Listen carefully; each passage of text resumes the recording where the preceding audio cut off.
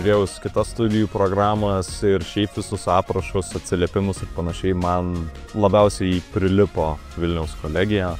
Man labiausiai patiko ta programa, kurią studijuoju, kas yra elektros ir automatikos inžinerija. Porą mėnesių realiai pabuvęs pačioj kolegijai, sužinojau daugiau apie studentų atstovybę, taip pat ir su dabartinė prezidentė gražiai susibendravau. Tai kaip ir gavosi, kad aš atėjau ir su tuo noru, kad pagerinti studentam jų gyvenimą ir palinkėčiau bendruomeniškumo, draugiškumo, taip pat, kad kiekviena diena suteiktų kuo daugiau žinių ir kad visi išliktume kartu kaip viena didelė šeima.